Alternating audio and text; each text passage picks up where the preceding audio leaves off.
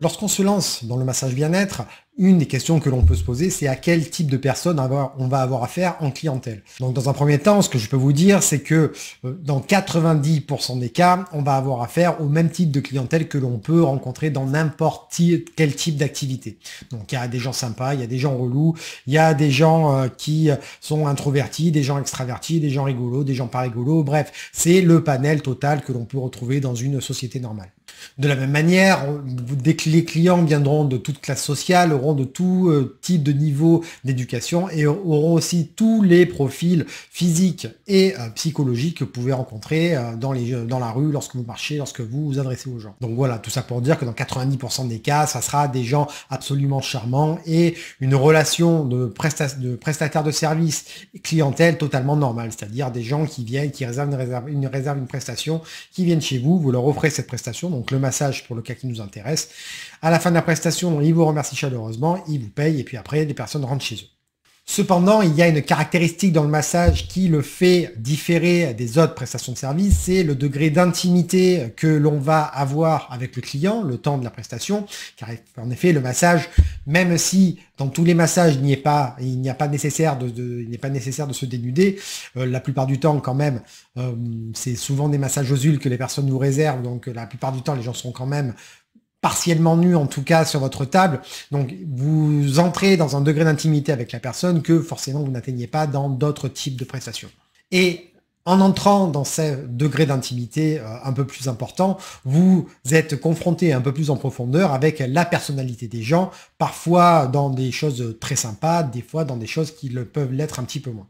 La première chose que je vais aborder dans justement cette particularité de la relation clientèle dans le massage, c'est les particularités physiques.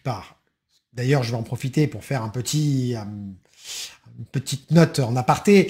S'il y en a qui regardent cette vidéo et qui pensent à se lancer dans le massage en se disant c'est super, je vais masser des corps canons, des hommes super musclés, beaux gosses, des filles top modèles toute la journée, je vous le dis tout de suite, vous faites fausse route et même si vraiment c'est votre motivation, fuyez. Déjà première, vous faites fausse route parce que ce n'est pas du tout le but du massage, hein. Le but c'est de s'abandonner pour le bien-être du receveur et pas pour satisfaire un besoin sensuel personnel, ça c'est la première chose.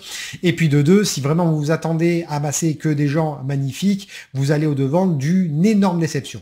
Car, comme je vous le disais en début de vidéo, les profils physiques auxquels vous allez avoir affaire, toutes les personnes qui passeront sous vos mains, va être très différentes. Alors certes, vous aurez certainement des fois des sportifs musclés magnifiques, vous aurez aussi certainement des filles que vous trouverez super jolies, mais vous aurez aussi, et ça sera la majorité des temps, des personnes tout à fait normales, c'est-à-dire c'est des personnes qui seront musclées, d'autres pas, des personnes qui seront fines, d'autres plus imposantes, des personnes qui seront totalement imberbes et d'autres avec une pilosité plus anarchique ou plus abondante, des personnes qui transpirent un peu plus que d'autres. Bref, ce que je veux vous dire, c'est que vous aurez tout le panel de type de physique qui peut exister et c'est une très bonne chose dans les deux sens. C'est une très bonne chose parce que tout le monde a le droit de se faire masser et surtout que le physique ne rentre absolument pas en ligne de compte sur le droit aux personnes de se faire masser. Et ça me paraît, quoi qu'il en soit, une évidence. Et c'est bon aussi pour vous car de toute manière, vous n'apprendrez jamais aussi bien à masser que en pratiquant sur des corps différents. Et ça, c'est certainement l'une des clés pour devenir un masseur ou une masseuse d'exception, c'est apprendre à masser avec la contrainte du corps de l'autre. Car plus vous serez efficace pour masser des corps à des morphologies différentes, plus vous serez un masseur, une masseuse polyvalente, et plus vous serez performant dans votre métier. Au-delà de ces différences morphologiques, il y a un autre point qui peut être important à aborder et auquel il faut que vous soyez préparés. Encore une fois, comme je vous le disais, dans 95% des cas, ça sera des gens, bon certes au physique différents, mais sans dommages particuliers. Mais il peut arriver, dans certains cas, de tomber sur des personnes qui peuvent avoir des malformations, qui peuvent avoir aussi des problèmes de peau ou des particularités cutanées, on va dire. D'autres personnes qui ont pu subir des opérations, qui ont pu avoir des traumatismes, et que si vous n'êtes pas au moins préparé à rencontrer ce genre de personnes, vous pouvez vous retrouver un petit peu diminué, surpris et peut-être même perdre vos moyens en séance si vous faites face à l'un de ces cas de figure. Je vais vous donner deux exemples très précis qui me sont arrivés lorsque j'étais jeune praticien. Après, ça m'est arrivé plus tard, mais après, bon, forcément, on prend de la bouteille et bon, maintenant, je gère parfaitement ce genre de situation. La première, c'était à mes tout débuts de master, c'était une personne qui est arrivée, qui est venue s'allonger, donc elle est allongée sur le ventre, et quand j'ai retiré, elle avait d'énormes grains de beauté. Bon, je ne sais pas vraiment si c'est des grains de beauté, parce que du coup, on n'a pas parlé de ce sujet-là, parce que elle n'a pas vu que j'avais été un petit peu surpris sur le coup, et donc du coup, j'ai bien mené ma séance, donc j'ai bien fait mon travail. Mais lorsque j'ai enlevé cette serviette, elle avait d'énormes taches qui ressemblaient un peu à des grains de beauté avec une texture de peau particulière. C'est-à-dire la peau était lisse et douce. Et quand je passais, il y avait une autre texturité. C'était un petit peu plus rugueux. Et c'est vrai que lorsque j'ai retiré la serviette, je ne m'y attendais pas et j'ai eu un petit moment de flottement. Donc heureusement, j'ai réussi à enchaîner la séance sans aucun problème et tout s'est bien passé. Mais je veux vous dire que c'est ce genre de cas, ça peut très bien arriver. Et en tant que professionnel, vous devez, la personne vous fait confiance pour venir rechercher du bien-être. En plus, vous n'êtes pas dans la vie de cette personne. Peut-être qu'elle vient, qu'elle a besoin de ce massage parce que elle vit quelque chose de compliqué. Peut-être qu'elle vient voilà, pour se détendre. Peut-être qu'elle a économisé longtemps pour s'offrir ce petit moment de bien-être. Elle vous a fait confiance et vous, c'est de votre responsabilité en tant que professionnel, c'est votre attitude aussi de professionnel, de lui prodiguer une séance auquel elle a droit et une séance de bonne facture. Donc, être préparé à ce genre de choses, c'est aussi se préparer à être performant et compétent en tant que professionnel du massage bien-être. Deuxième cas de figure, un petit peu plus important. Là, j'avais déjà un petit peu plus de bouteilles. On va dire que ça faisait quelques mois que j'exerçais. Et j'ai eu une cliente qui venait. Donc, j'avais massé le dos et tout ça, pas de souci. Elle se retourne. Je vais pour commencer de masser le ventre. Donc, je lui enlève la serviette du buste. Et elle avait subi une mammectomie. Bon, il se trouvait que la personne qui a pris la réservation, bon, pas la personne, peut-être que la cliente ne dit pas à tout le monde qu'elle a subi une mammectomie. Elle ne m'a pas prévenu non plus au début de la séance. D'où l'important aussi de faire un pré-talk qui est la petite discussion qui est importante au début du massage pour prémunir c'est justement ce genre de désagrément. Bon là il se trouvait que j'avais pas fait parce que c'est quelque chose que j'ai mis en place un petit peu plus tard parce que vu qu'on me l'avait pas expliqué en formation, c'est quelque chose que j'ai découvert sur le tas. Mais du coup j'étais pas au courant et quand j'ai enlevé la serviette, j'ai eu un petit moment de recul, les yeux écarquillés en disant oulala et je savais pas comment réagir. Heureusement la dame visiblement c'était pas quelque chose qui était très récent dans sa vie ou en tout cas elle était en paix avec, elle s'en est amusée, on en a discuté, ça a dédramatisé, j'ai pu continuer la séance et puis elle était très contente donc c'était parfait. Mais j'aurais pu très bien aussi tomber sur quelqu'un pour qui cette cicatrice était un véritable handicap subi, une forme de traumatisme, et ma réaction aurait pu aggraver sa situation et peut-être sa détresse psychologique si tant est qu'elle en avait une.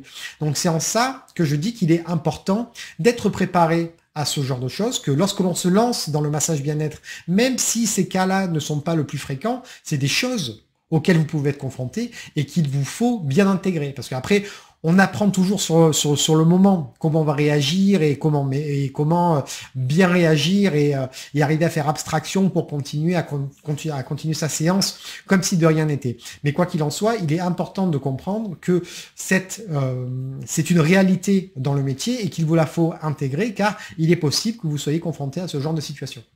Et encore une fois, en tant que professionnel du bien-être, votre but est, on vous paye pour apporter du bien-être aux gens. Et quelle que soit la situation physique de la personne. Voilà, c'est comme si les médecins commençaient à dire, non, celui-là, il n'en sait rien, il a une cicatrice sur la tête, je le soigne pas. Non, non. Même s'il n'y a pas de démarche médicale dans le massage bien-être, dans le fait d'apporter du bien-être aux gens, on est exactement dans la même démarche. C'est quelque chose d'universel et tout le monde y a droit et en tant que professionnel, vous êtes un peu soumis à ça également.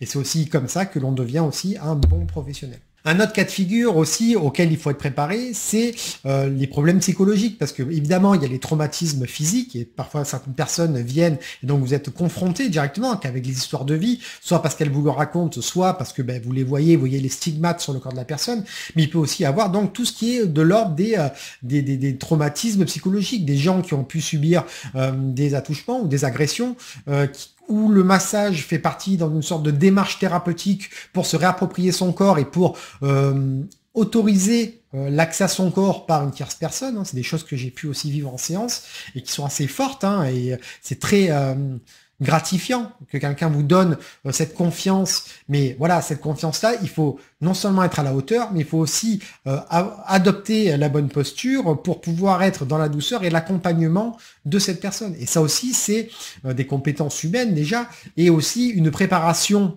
mentale, et se dire que, ok, j'ai choisi le métier de masseur ou masseuse bien-être, mais c'est des cas de figure que je peux rencontrer dans ma carrière. Et il faut que je sois prêt à ce que ces choses-là peuvent arriver et que j'ai la bonne attitude, que je ne sois pas surpris si je me retrouve face à un cas de figure comme ça.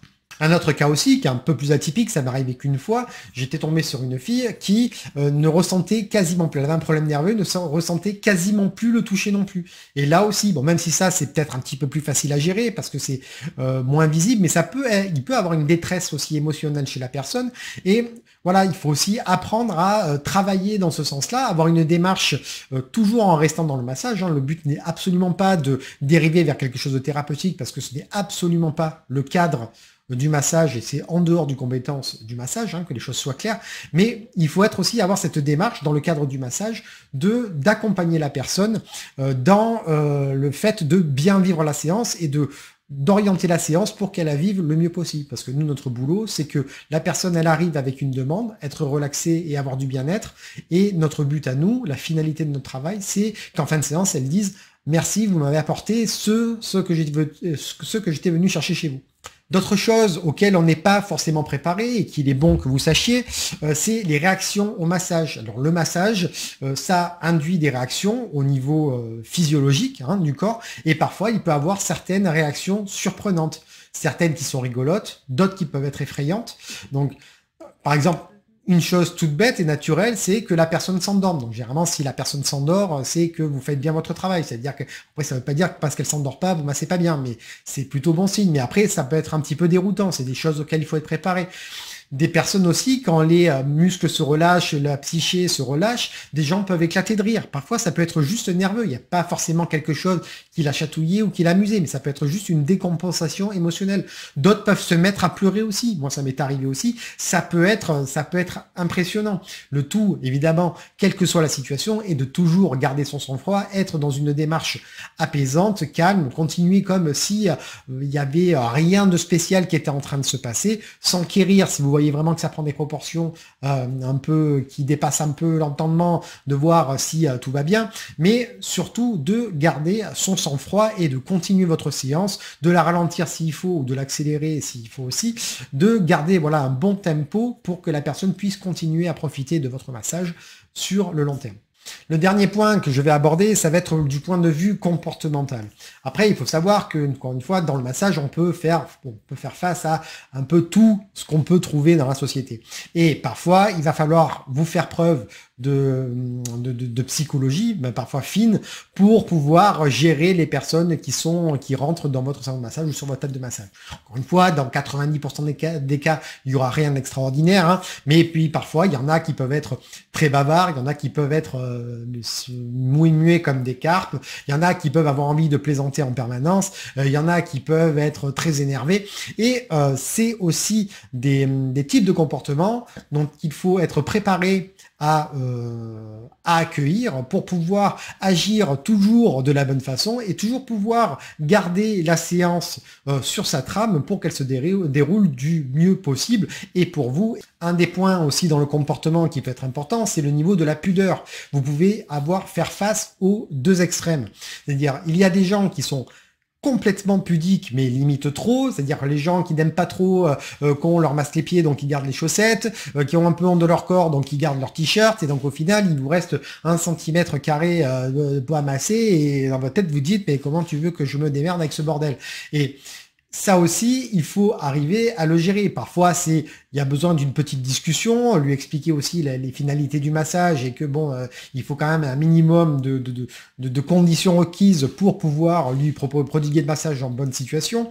Ça peut être aussi là l'avantage d'avoir d'autres types de massages qui peuvent convenir aux personnes avec une grande pudeur. Je prends par exemple le massage Ama. Bon, ça c'est un massage plus court qui conviendra plutôt mieux dans les entreprises. Mais le massage Ama, vu qu'il ne nécessite pas de se déshabiller et nécessite juste d'être assis sur cette chaise un peu particulière, ça peut convenir à personne pour un premier contact et gagner la confiance. Ou alors même il y a le massage Thaï, il y a le Shiatsu, il y a la relaxation coréenne également, qui peuvent permettre à la personne de goûter au plaisir de la relaxation du massage sans avoir à se dénuder, et qui permettent aussi de commencer à nouer un lien avec ce client ou cette cliente qui, la fois suivante, peut-être sera plus encline à vous faire confiance pour passer un massage aux huiles peut-être un petit peu plus dénudé sur table.